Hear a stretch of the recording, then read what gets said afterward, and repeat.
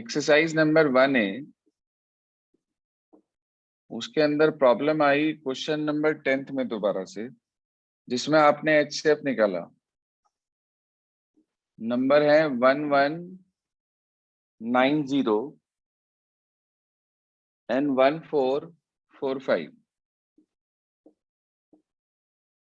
तो आपने सबसे पहले डिवाइड करा 1445 को 1190 से। क्वेश्चन आया 1 और रिमाइंडर कितना? सर 255। 255। उसके बाद आपने डिवाइड करा 1190 को 255 से। 4 पर सर इंटू 4 सर प्लस 4 पर 170 और रिमाइंडर आया 170। फिर आपने 255 को डिवाइड करा 170 से, 1 जा पर और 85 आ गया। फिर आपने 170 को डिवाइड करा बच्चे 85 से, 2 जा पर और रिमाइंडर 0 आ गया। यही आया ना सबका? Yes sir. तो इसका मतलब आपका HCF जो है वो 85 आ गया। यहां तक आप सबने बड़े आराम से कर लिया होगा। उसके बाद उसने आपसे ये बोला है कि आपको HCF को एक्सप्रेस करना है इस फॉर्मेट में।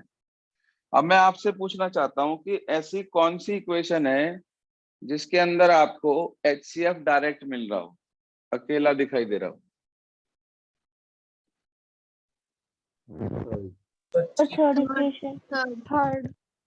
थर्ड। तो आप कहेंगे फ्रॉम थर्ड। 85 की वैल्यू मिल गई मुझे। 255 माइनस 170 इंटू 1। बोलो जी, यहां तक कोई प्रॉब्लम? किसे कर लिया? अब ठीक इसके ऊपर वाले स्टेप से देखो, 170 की वैल्यू मिल रही है। जो भी वैल्यू है वो निकाल लीजिए और यहाँ रख दीजिए। तो ये आ गया 85 minus is equals to 255 minus, हाँ जी, 170 की वैल्यू बोलो। 1190 माइनस 11 देखो जी, 170 की वैल्यू है 1190 माइनस 255 इंटू 4। मल्टीप्लाई में 1 है, 1 से मल्टीप्लाई करेंगे तो यही आएगा, इसलिए मैं दोबारा से नहीं लिख रहा हूँ, ऐसे ही छोड़ दिया इसे। 85 is equals to 255 minus 1190 minus minus plus 255 into 4। जी हाँ, 255 इंटू 1 ये है, 255 इंटू 4 ये है। तो 4 बार 255 ये रहा, एक बार ये रहा। कितनी बार हो गए? 5 बार। 5 बार। तो 255 इंटू 5 माइनस 1190। यहां तक ओके? Yes sir. अब आप ये देखो कि इस 255 की वैल्यू फर्स्ट इक्वेशन से मिल रही, यहां से वैल्यू निकाल के इसके अंदर रख दी, तो हमें मिल गया 85 इज इक्वल्स टू, ध्यान दीजिए, 85 इज इक्वल्स टू, जी हाँ, आपने 255 की वैल्यू निकाली, वो आई बेटा जी 111445 माइनस 1190 माइनस 1190 इंटू 1। ये आपने यहाँ रखी 255 की जगह पर। मल्टीप्लाई में क्या लिखा है इसके साथ? 5 मल्टीप्लाई में लिखा है 5 माइनस 1190। इसको अंदर भेज दो भाई। तो ये हो गया 1445 इंटू 5 माइनस 1190 इंटू 5 और माइनस 1190। माइनस 5 माइनस 1 कितनी बार हो गया? -6 हो जाएगा। हाँ जी, -5 और -1 -6 हो गया। तो -1190 इंटू 6 आ गया। इस माइनस को हमने 6 के साथ भेज दिया तो ये -6 हो गया। अब आप इसे कंपेयर कर दो, HCF is equals to 1190m। हाँ जी, HCF is equals to 1190m plus 1445n। आप बताएं m का काम कौन कर रहा है? So 5 minus है minus 6 -6 minus 6 minus 6. और n का काम कर 5 रहा है 5। चेक करें जी क्लियर हुआ या नहीं हुआ। Yes, sir. आप देखो ध्यान से, इसमें कोई रट्टाफिकेशन नहीं है, ऐसा नहीं है कि आपको स्टेप्स रटने हैं। आप ये देखो कि HCF है ये, तो ये HCF आपको कहाँ से कौन से स्टेप से अकेला दिखाई दे रहा है? यहाँ से दिख रहा है। तो आपने तुरंत इसे HCF की वैल्यू निकाल ली जिसकी भी टर्म्स में आई। उसके बाद इसके ठीक ऊपर वाले स्टेप से जो अकेला है उसकी वैल्यू निकाल के रख दी, सिंप्लीफाई करा। फिर उसके बाद इसके ऊपर वाले स्टेप से जो अकेला है उसकी वैल्यू निकाल के रख दी और एट लास्ट आपको रिजल्ट मिल गया।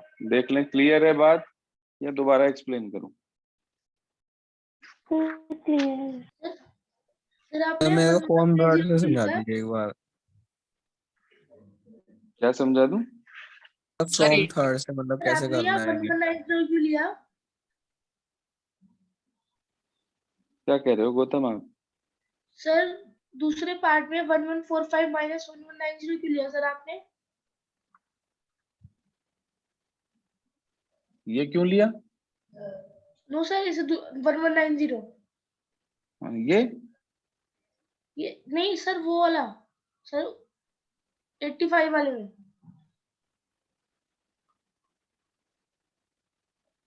कौन से स्टेप पे बोल रहे हो आप? दूसरे सर उस वाले स्टेप में, उस साइड वाले स्टेप में। ये यस सर, यस सर यही। क्यों लिया मतलब समझा नहीं मैं आपकी बात। भाई 1190 5 बार तो यहाँ है और 1 बार यहाँ है, तो 5 और 1 6 हो गया।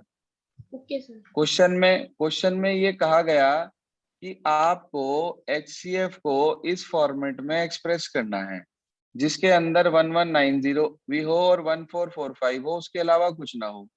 तो हमने क्या करा, यहाँ से HCF की वैल्यू निकाली तो वो 255 और 170 के फॉर्मेट में आई।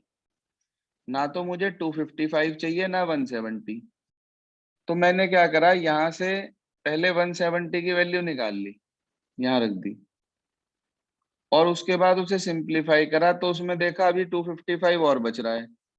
तो फिर मैंने 255 की वैल्यू निकाली यहाँ जो ये 255 है यहाँ से, और वो वैल्यू निकाल के इसमें पुट कर दी और सिंप्लीफाई करा तो ये 1190 और 1445 की फॉर्मेट में आ गया। देखें भाई अभी भी समझ में नहीं आएगा, इससे पहले एक एग्जांपल भी तो बताया था आपको इसी तरीके का। सर आ गया। सर आ गया है। सर आ गया। इसके बाद निकालने एक एक्सरसाइज दी थी मैंने आपको करने के लिए, sir 1D exercise 1D। Yes sir. 1D exercise के साथ साथ मैंने आपको उससे पहले कुछ क्वेश्चंस दिए थे कि Yes, show forward. That they are rational. उसके लास्ट के 3 क्वेश्चन आपकी प्रॉब्लम है पहले, Yes, sir. yes sir. तो वो समझा रहा हूं आपको, देख लीजिए। और वही क्वेश्चंस लगभग प्रॉब्लम होंगी 1D में। Yes, sir. देखिए ध्यान से, जो एक्स्ट्रा क्वेश्चंस दिए थे उसके डाउट्स कह लो या 1D जो दी थी उसके डाउट्स कह लो, बात एक ही है। एक तो 7, एक 8 था, एक 9 था, एक 10 था। जरा 8 पढ़ना क्या था उसमें, √2 - 1 अपॉन √2 + 1 कुछ इस तरीके से था शायद। Yes sir. √2 + 1 upon √2 - 1. √2 + 1 upon √2 - 1 conjugate से मल्टीप्लाई कर दिया आपने, √2 + 1 से ऊपर, √2 + 1 से नीचे। अभी मत करो या बाद में कर लेना। पहले आपने ये कहा late √2 + 1 upon √2 - 1 is not an irrational number. So it implies √2 + 1 upon √2 - 1 equals to a upon b. यहाँ क्या लिखते थे आप? where A and B are co-primes and B is not And we equals are to 0. prime and B is Where not a equal to and b 0. are co-prime and b is not equals to 0. ये लिखते थे आप. अब आपने इसे rationalise करना है. √2 + 1 √2 - 1 √2 + 1 से ऊपर √2 + 1 से नीचे. ऊपर आ गया √2 + 1 होल स्क्वायर अपॉन √2 का स्क्वायर -1 का स्क्वायर. रेशनलाइजेशन आप सब जानते हैं कैसे करते हैं. इसे एक्सपेंड कर दिया आपने. a² + b². √2 का स्क्वायर 2, 1 का स्क्वायर 1 और प्लस 2ab. फॉर्मूला होता है a + b होल स्क्वायर का a² + b² + 2ab अपॉन 2 - 1. ये आ गया हमारे पास 2 + 1 3 + 2 √2 अपॉन में 1 बचा. अब देखो sir. ये बिल्कुल सिंपल क्वेश्चन में कन्वर्ट हो गया जो आपको मैंने टाइप 2 पढ़ाई थी एक्सरसाइज 1.3 से. यहाँ Yes, से sir. आप √2 की वैल्यू निकाल लेंगे. 3 को उधर ले जाएं पहले. तो 2 √2 is equals to a upon b - 3. इसका एलसीएम ले लिया बेटा. a - 3b upon On b. 2B. इधर वाले 2 को नीचे ले आए तो ये आ गया अपॉन में 2b. आप कहेंगे since a, b, 3 and 2 are integers, इसका मतलब a - 3b upon 2b is a rational number. इसका मतलब ये क्या हो गया? एक रैशनल नंबर हो गया हमारे पास. अगर ये रैशनल हो गया तो it implies √2 is also a Rational number. Rational number. But we know, हम जानते हैं कि √2 is not a rational number. But we know that √2 is not a rational number. It implies our assumption is, हाँ जी, Wrong. Wrong. Sir, wrong. Wrong. our assumption is wrong. It is contradiction. It is contradiction.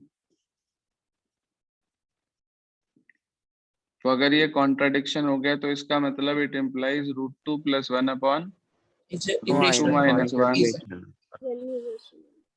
is an irrational number. ठीक है. बाकी सारा काम तो वही है जो पहले आपने पढ़ा. बस इसके अंदर जो एक्स्ट्रा वर्क है वो ये रेशनलाइजेशन है. इस चीज का आपको ध्यान रखना होगा. अगर इस तरीके का क्वेश्चन आता है तो आपको इसे पहले रेशनलाइज करना होगा. इसके बाद हम चलते हैं अगली कैटेगरी पर. ध्यान दीजिए, इसका क्वेश्चन नंबर 9 था जो हमारे पास √2 + √3. तो हमने क्या करा,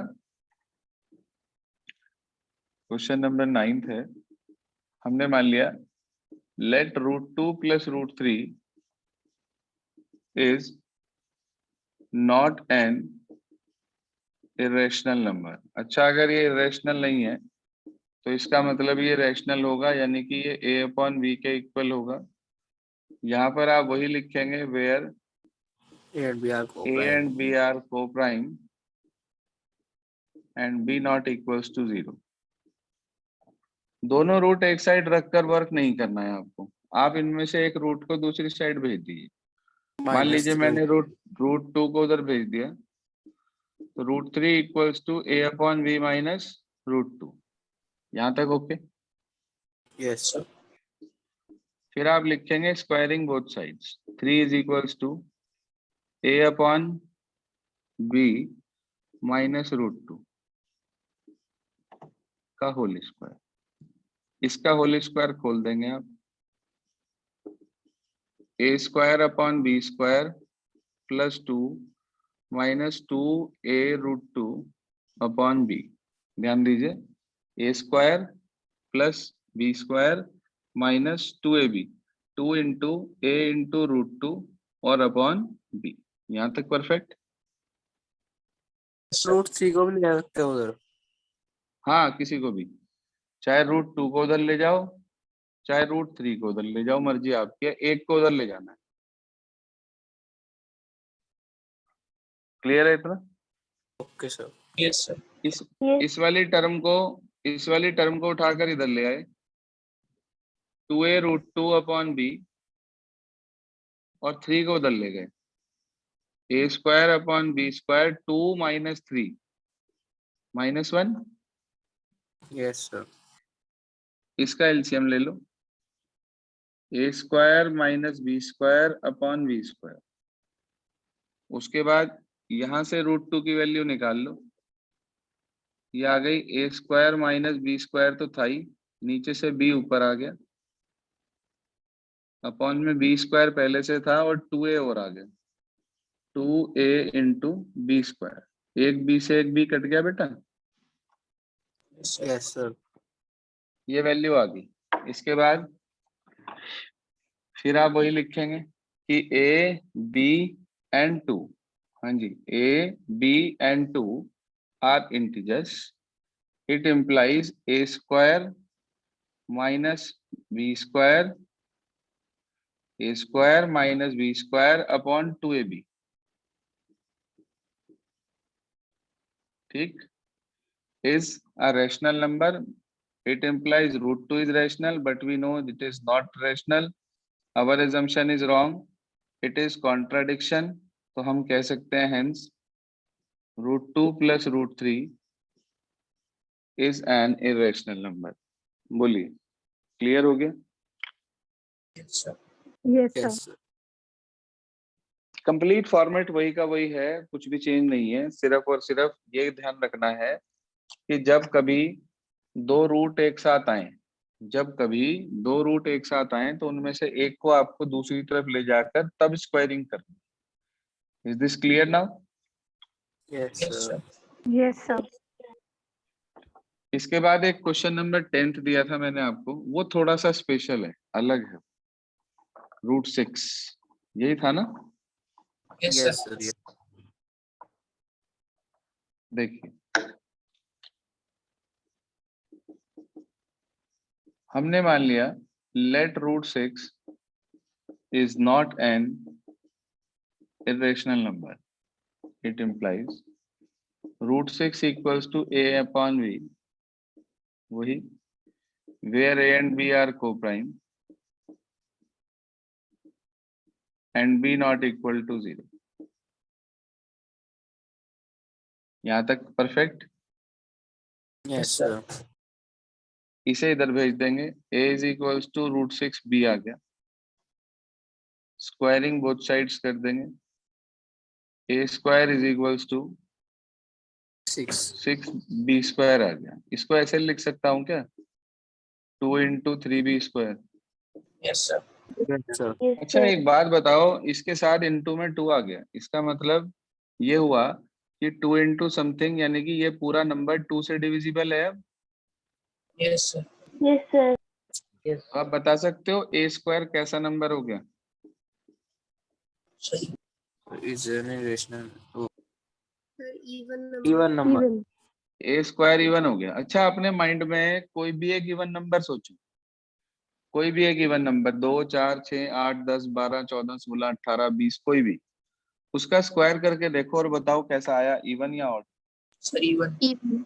यानी कि एक बात कंफर्म हो गई कि इवन का स्क्वायर इवन होता है और ऑड का स्क्वायर ऑड होता है। अच्छा, अगर ए स्क्वायर एक इवन नंबर है तो इसका मतलब ए भी कैसा नंबर होगा? Even number. इवन। ए आएगा वो आपने दूसरी लाइन। ठीक है, ए भी कैसा नंबर होगा? इवन नंबर होगा। तो आप ब्रैकेट में लिख देंगे square of even is also even, square of even is also even. अच्छा, एक बात बताओ, अगर ए एक इवन नंबर है तो क्या मैं इसको ऐसे लिख सकता हूं कि a is equals to 2c? Yes, sir. भाई इवन इवन है तो हाँ। 2 into समथिंग लिख सकते हैं।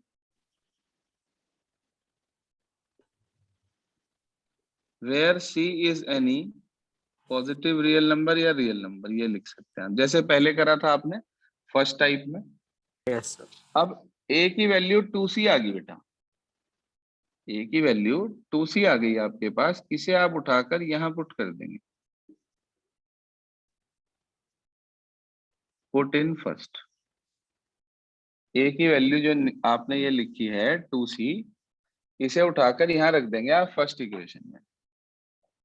बताइए सर क्या मिलेगा, यहां रखा है तो ये आ गया 2c का whole square is equals to 6b square, यानी कि 4c square is equals to 6b square.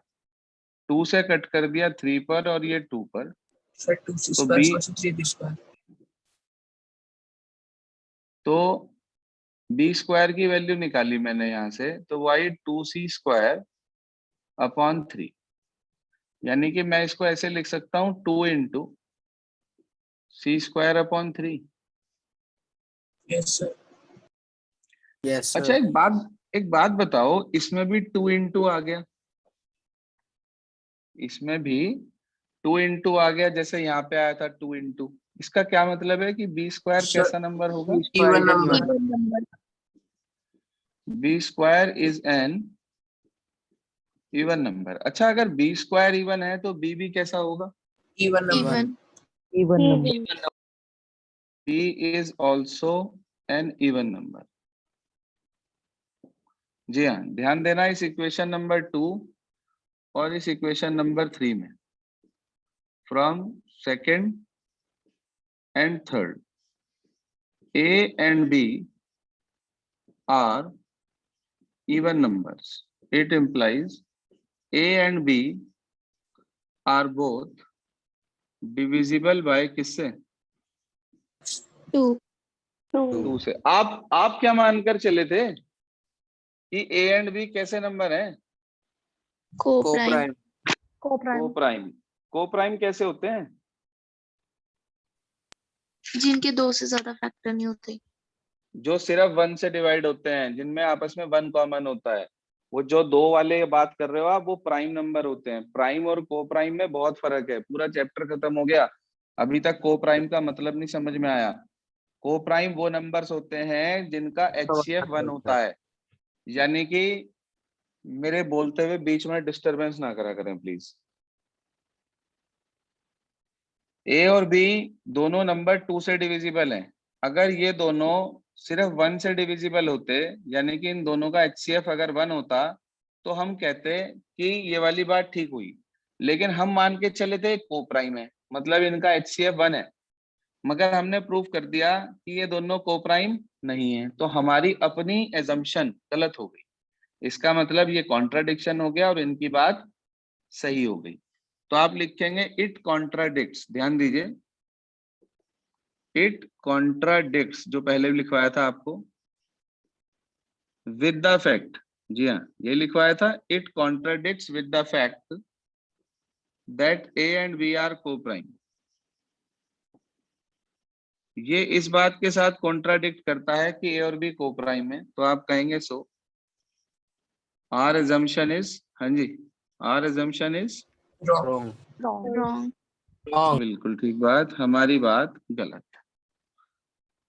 तो आप कहेंगे इट इज कॉन्ट्राडिक्शन,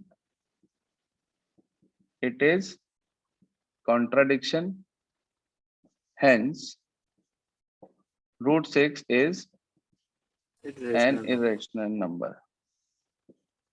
देख लें भाई, क्लियर हो गया सभी को? Yes, sir. ये आपके पास एक्सरसाइज नंबर 1D का डाउट कह लो या एक्स्ट्रा क्वेश्चंस के डाउट कह लें। 1D एक्सरसाइज खोलें आप, 1 मिनट। 1D, उस एक्सरसाइज में पहला क्वेश्चन था define rational irrational real numbers. ये छोटी क्लास का काम है, 9th का, देख लेना आप। अगले में कह रहा है classify the following as rational and irrational, तो ये आपने कर ही लिया होगा। 22/7 तो रैशनल है, 3.1416 ये भी रैशनल है, पाई इरेशनल होता है, बार वाले रैशनल होते हैं। अगला नॉन टर्मिनेटिंग रिपीटिंग है, ये भी रैशनल हुआ। उससे अगला नॉन टर्मिनेटिंग नॉन रिपीटिंग है, ये इरेशनल हुआ। नेक्स्ट आप देखो, वो भी नॉन टर्मिनेटिंग नॉन रिपीटिंग है, ये भी इरेशनल है। अगला भी इरेशनल है। √21 भी इरेशनल है। उसके बाद क्यूब रूट ऑफ 3 भी इरेशनल है। क्वेश्चन थर्ड के अंदर जितने भी पार्ट हैं जरा ध्यान से देखो, उसके अंदर प्रॉब्लम वाले सिर्फ 2 पार्ट थे आपके, एक तो फर्स्ट, एक 9th। फर्स्ट है √6, यही जो मैंने 10th के रूप में आपको अभी बोर्ड पे कराया। और उसके बाद 9th √3 प्लस √5, मैंने आपको √2 प्लस √3 कराया था। बिल्कुल उसी तरीके से आपको ये करना है। आप देख सकते हैं मिलता जुलता आपके पास एग्जाम्पल नंबर 5 है, जो मैंने अभी आपको बोर्ड पे कराया था। देख लें, क्लियर हो गया ना ये √2 plus √3। Sir, can you explain again? Gautam एक बार में ध्यान से सुना करें, आप पूरी एक्सरसाइज बता दी मैंने।